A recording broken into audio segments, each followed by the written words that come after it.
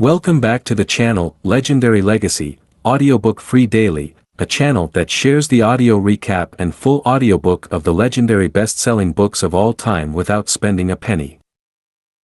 Today, we will conclude our journey with the book, Thick Face, Black Heart by author Chin-Ning Chu.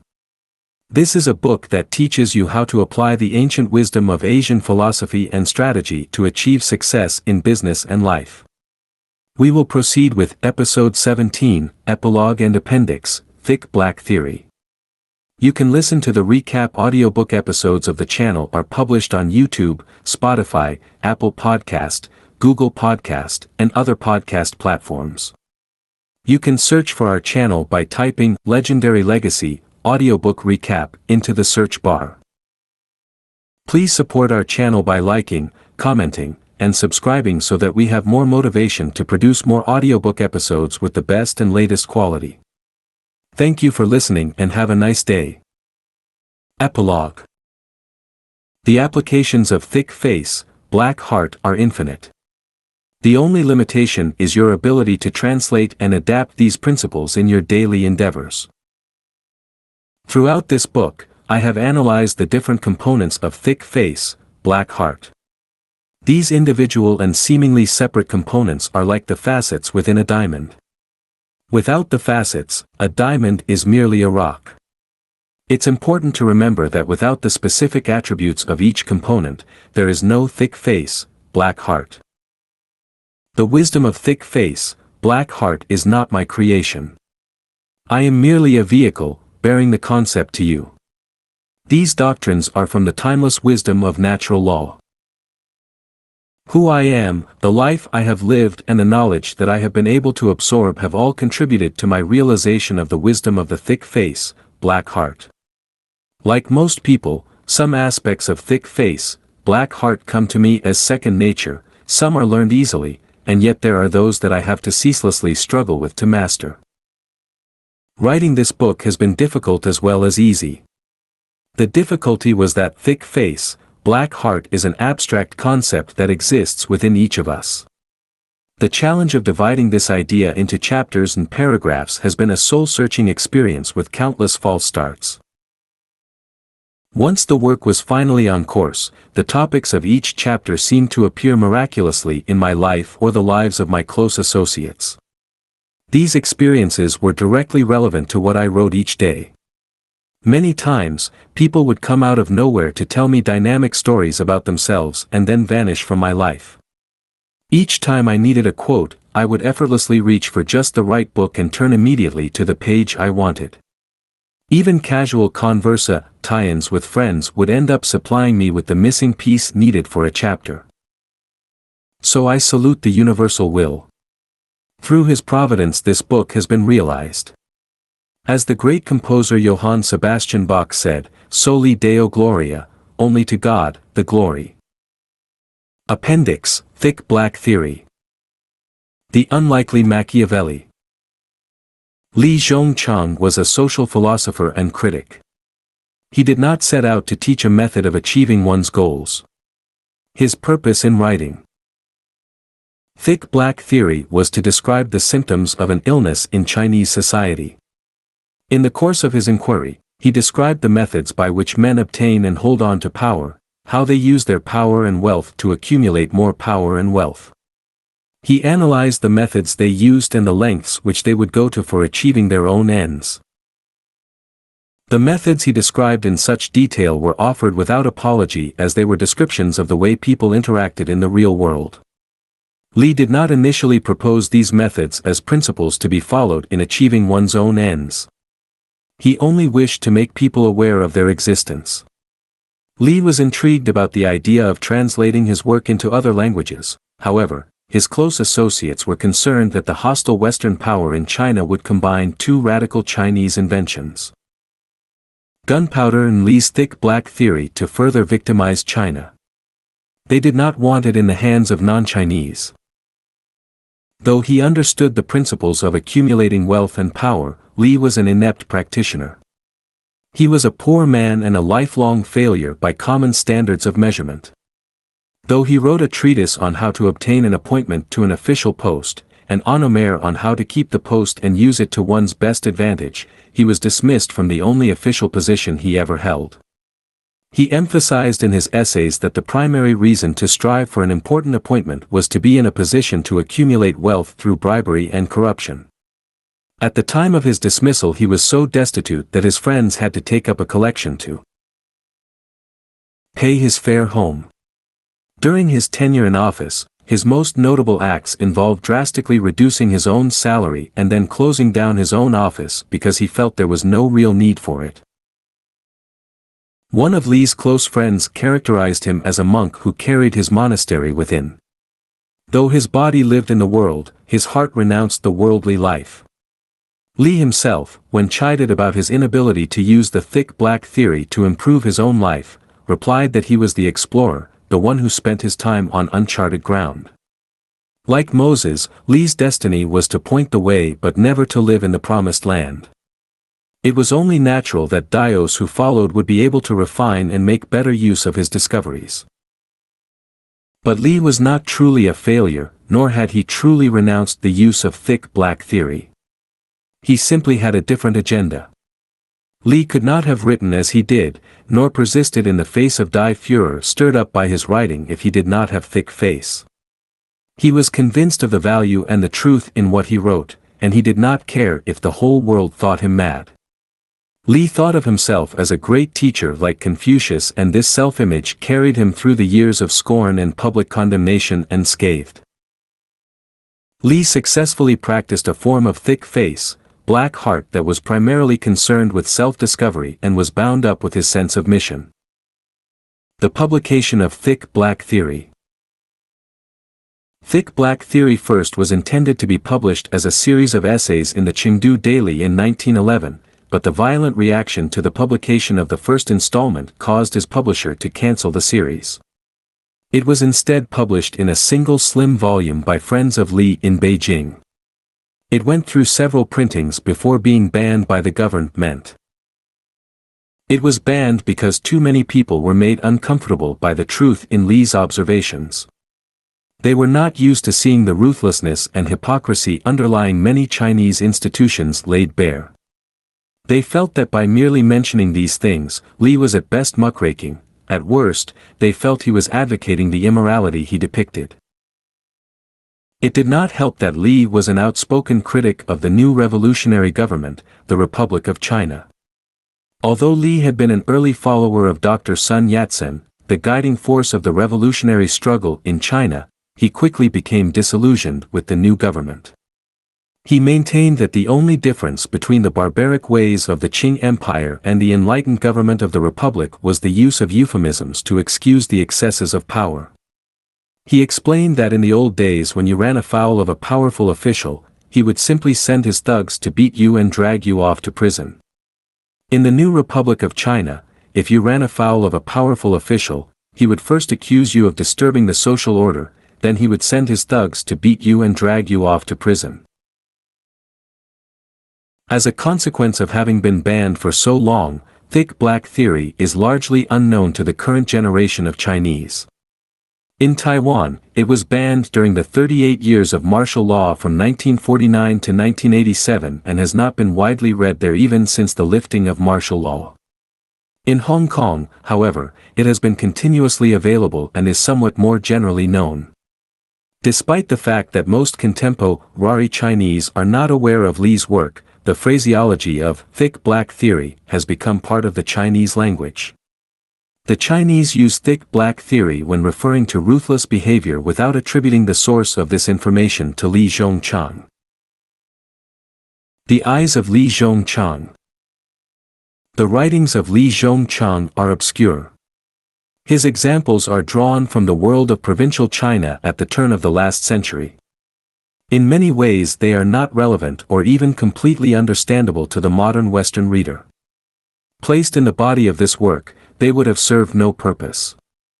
Still, Li's observations are touched by genius, even if it is a genius that is difficult to convey across the twin barriers of language and culture.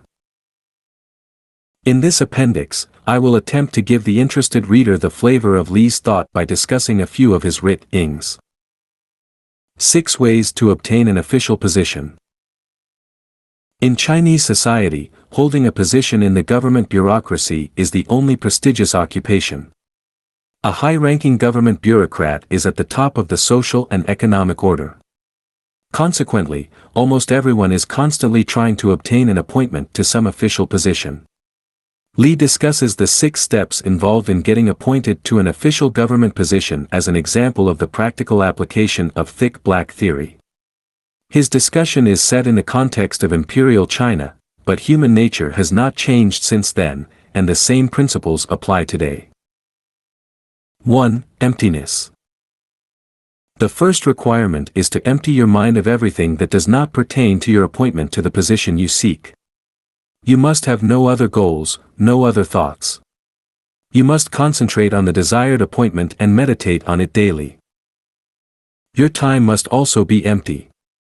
You must have the ability to wait however long it takes. You must see yourself in the post you desire and nowhere else. You are not going to take another job. If the appointment does not come today, you will wait until tomorrow.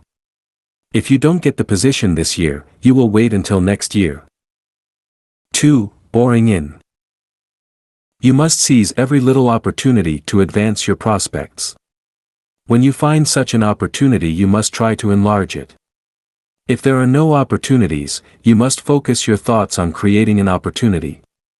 The image Li uses is of some hard object pushing, probing, and boring away relentless. 3. Self-praise. You must constantly seek to bring your qualifications and importance to the attention of those who are in a position to help you. 4. Flattery.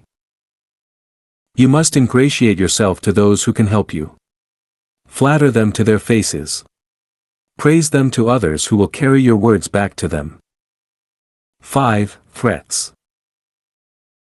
You must be very subtle with your threats, because you may unknowingly threaten people with a great ability to do you harm. The threats should develop naturally out of your self-praise. Let your listener draw the conclusion that if you are so talented, it would be unfortunate if you were to end up in a rival ministry or even be appointed to a position of authority over him. If you are so well connected to important people, you might have the ability to make trouble for him if you are not accommodated. 6. Bribery. There are 2 kinds of bribery. The first involves small gifts, meals, drinks. Often these small gifts create a sense of obligation far exceeding their cost. They should be given not only to the man who has the power to appoint you, but also to his relatives and friends. Large bribes are used to seal the appointment. They should also be given to those who have great influence with the official who has the power to appoint you. 6 ways to keep an official position. If your objective is to be a government official, then you need to act virtuously, according to the standards of your time. You should smear yourself with a layer of false benevolence and pretend to be a religious, moral man. You should walk around with a pious book under your arm that exhibits your lily-white inner state, a book such as the Thin White Theory. Li also discusses the 6 ways to keep your position and to profit from it. 1. Emptiness. You should say and do nothing. Talk about everything, but say nothing. Make an appearance of being very active, but do nothing. You should never take a definite position because it might turn out to be wrong or might offend some powerful person. Never do anything for which you could be held accountable. Hold yourself apart from action, but in a position where you can claim credit for anything that might go well and disown responsibility for anything that might go wrong. 2. Be obsequious. You must bow and scrape before your superiors. The word that Li uses means to be loose-jointed, a reference to all the bending, bowing and nodding you must do. You must seek every opportunity to ingratiate yourself, not only to your superiors but to their relatives and friends. Li notes a special ly that if your boss has a mistress, or second wife, you must take great care that she likes you because she will have the greatest influence over your boss. 3. Be imperious. You must cultivate a haughty and disdainful attitude toward your inferiors. You must seem unapproachable. This attitude is also manifested in two ways. The first is the outer appearance. You must carry yourself with self-importance, discouraging anyone from offending you. The second is to show off your learning in your speech and writing. 4. Be ruthless. You must be ruthless in pursuing your objectives. But, in order to make others more vulnerable to your will, you must maintain a virtuous image. The words of Confucius must always be on your lips. You must join organizations that have virtuous purposes so that people will not believe you capable of worthless actions. 5. Be deaf and blind. You must not hear criticism. You must not see the disapproving looks of others. Reproaches should pass by you like the spring wind blowing across a mule's ear. The mule does not care about the spring wind. He is a stubborn, self-centered creature who is concerned only with his own interests. 6. Harvest. The dragon undertakes a journey of 1,000 miles only to make his nest right here. Chinese proverb. Now you have come to the last step. Everything that has gone before has been just to help you attain a worthy position. The purpose of getting your post in the first place was to put you into a situation where others would pay for your favors, just as you previously paid for the favors of others. You did not expend all this effort simply to acquire a job, you did it to enable you to sell your influence. In discussing emptiness, the first step toward keeping your post, Li briefly touched on the importance of avoiding accountability for your actions and making your actions seem much more important than they really were. Li later elaborated on this and illustrated his point with two stories. The first concerned avoiding responsibility for your actions, the second was about making your actions seem more impressive than they actually are. 2 methods of taking care of business. Sawing off the arrow. Chinese medicine is divided into 2 domains, outer practice and inner practice. They roughly correspond to the divisions between surgery and internal medicine in the West. A man who had been hit by an arrow was brought to a doctor of outer practice. The doctor sawed off the arrow's shaft but did not remove the arrowhead. Nevertheless, he told the patient that he was done.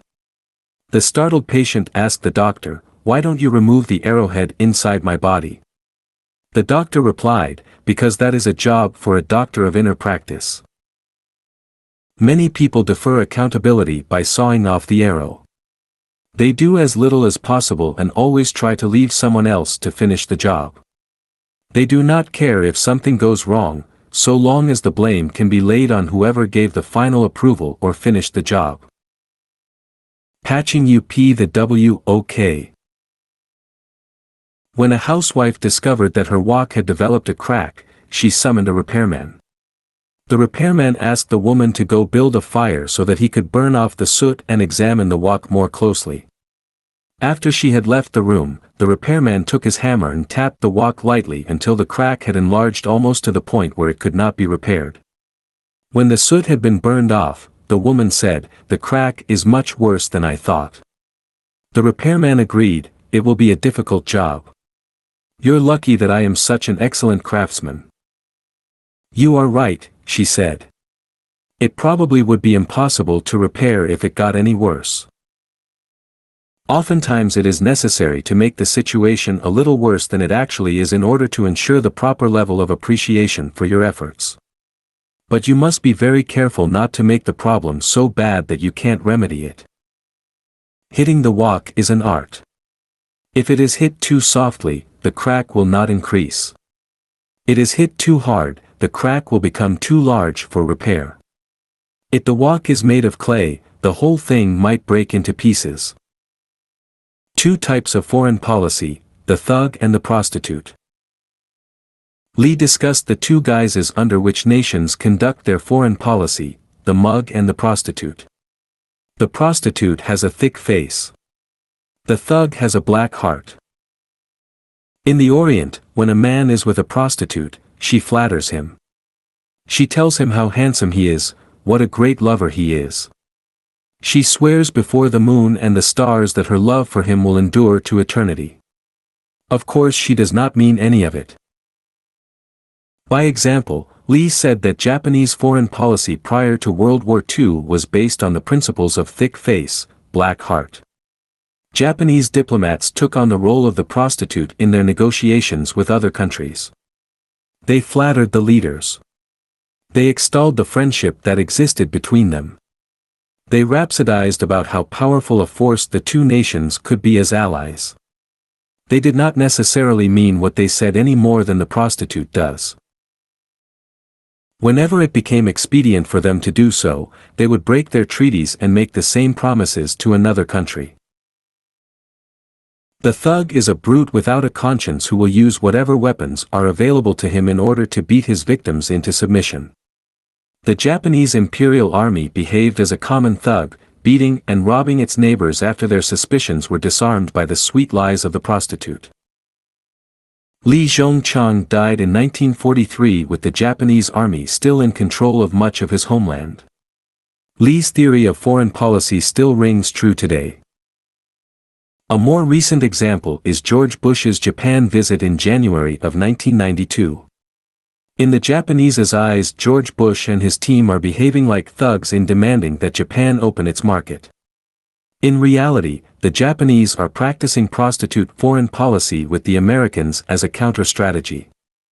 Meanwhile, the Japanese government keeps on reassuring the bond of friendship between the US and Japan, even stating that Japan is indebted to the US because of their generous aid after the World War II. However, the words friendship and compass shaun expressed by the Japanese bear a strong resemblance to the prostitute's oath of eternal love to their paying clients. In a less dramatic, subtle manner, all nations utilize a combination of strategies both as a prostitute and a thug during their sophisticated international negotiations. Wife-fearing. A husband's fear of his wife is as natural as the heavens and the earth. It is the universal truth. Lee Zhongchang.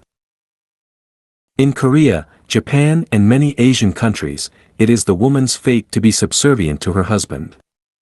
Among the Chinese peasants it is also true that a woman is treated as an inferior being, but among the educated classes in China it has always been understood that men of real worth respect and fear their wives. It is also true that the higher you go in the social order, the more prevalent is this attitude. Lee maintains that this is no accident. He says that a man rises in the world exactly to the same degree that he fears his wife.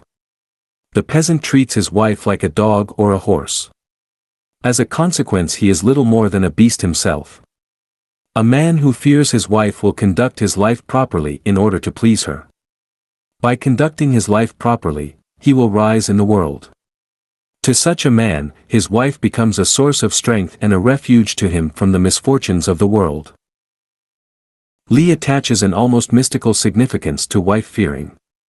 A man's wife is the person to whom he entrusts his whole life. Out of love for her and fear of her, he goes out into the world to make a name for himself. Lee maintains that fear of one's wife is the greatest virtue. He believed that if everyone were afraid of his wife, a truly beneficent social order would once more come about and the virtue of the Chinese nation would be restored. Chin-Ning's note. Lee was a man with unique insight into human nature. He possessed the ability to totally disregard others' criticism, and therefore was able to proclaim thick black theory a religion and himself as the pope of this religion. As the founder of a new religion, he claimed he was equal to the Catholic Pope in Rome. This assertion alone brought strong opposition, especially in religious circles, from many Chinese at the turn of the 20th century. I am not quite sure how serious Lee was about his popeship. However, he was deadly serious about his thick black theory. Against all odds, he dedicated his life in promoting this theory. I salute Lee for his courage and willingness to march to the beat of a different drum in a time and a place when nothing was valued higher than conformity. We hope you enjoyed our summary and recap of this book. You can listen to the recap audiobook episodes of the channel, which are published on YouTube, Spotify, Apple Podcast, Google Podcast, and other podcast platforms. Please support our channel by liking, commenting, and subscribing so that we have more motivation to produce more recap audiobook episodes with the best and latest quality. Thank you for listening and have a nice day.